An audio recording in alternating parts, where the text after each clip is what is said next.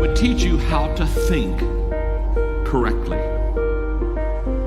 The largest gap between successful and unsuccessful people in life is the thinking gap. I'm not talking about being smart. I'm not talking about an IQ. I'm talking about how you think, how I think. Successful people think differently than unsuccessful people. Wise thinking leads to right living. Stupid thinking leads to wrong living. If you want to have a fulfilled life, you have to fill your mind correctly.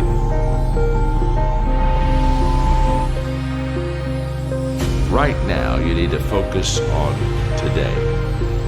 And what I realized so many leaders don't understand is that truly today matters. And we overestimate what we can do tomorrow. We over-exaggerate what we did yesterday, but we underestimate what we can do right now. The only time you have, the only time I have, is now. So the question for all of us is, what am I doing with now?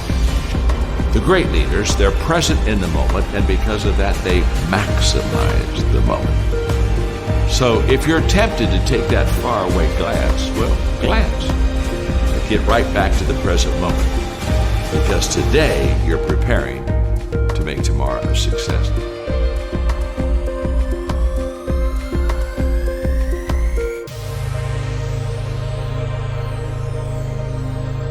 Well, we all want to be motivated, and yet so many times we fail to find the secret of motivation, and so let me give it to you quickly. Just do it. Motivation is not the cause of action, it's the byproduct of action. There's a lot of difference. If I think motivation is the cause of my action, then I'm going to wait to be motivated before I do something. But if I realize it's the byproduct of my action, then I'll start doing something. And then guess what? Motivation will come up and zap you, and all of a sudden you feel good and you're glad you're doing it, and you're saying, wow, this is truly wonderful. So let it be the byproduct of your life. Don't let it be the foundation for the actions that you take in your life. Nothing comes to you until you commit yourself. Nothing comes to you if you're just going to try, but you're not committed. Nothing comes to you if you're just thinking about it. It's not until you take the action step. It's not until you take the direction do the things start to flow through you. But I'm saying don't cheat yourself out of the possibility of the potential that's on the other side of commitment.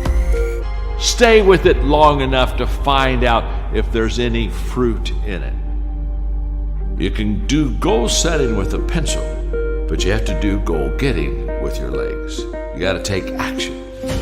And it's the action that separates us. The greatest gap in this world is the gap between knowing and doing. Knowing is goal setting. Doing, now that's goal achieving. People that are knowledgeable about habits say that it takes 30 days for a habit to become a habit. Now, habits can be good and habits can be bad. So over a period of time, you can either be developing habits that are going to help you, or you can be developing habits that are going to hurt you. People that grow develop habits that help them. The great value of a good habit is you don't have to think about it. That's why it's a habit. In other words, once you begin to, over days and times and periods, begin to practice something that's good, after a while it becomes automatic to you. It becomes who you are. In fact, I always tell people, practice a good habit long enough to make it yours. And once it's yours, now it's automatic. Every day, you'll do what you should do. Often I have the expression that everything worthwhile is uphill. That's a fact. You've never heard someone talk about accidental achievements. You've never heard someone that got to the top of the mountain and somebody asked them, how did you get there? Kind of look confused and say, I have no idea. They know how they got there. The reason they know how they got there is because they had to walk all the way up the mountain. Nobody lifted them. There were no shortcuts. There's not an elevator. There's not an escalator. It's all effort that gets you to the top of the mountain. What I want you to understand is that inspiration does a lot better when it's coupled with perspiration. There are a whole lot of people, they want to be inspired in great things, but they don't want to do the hard work to to achieve those great things. It's not either or, it's both and. So I really trust today that you will just kind of roll up your sleeves, look at something you haven't tackled for a while, dive in.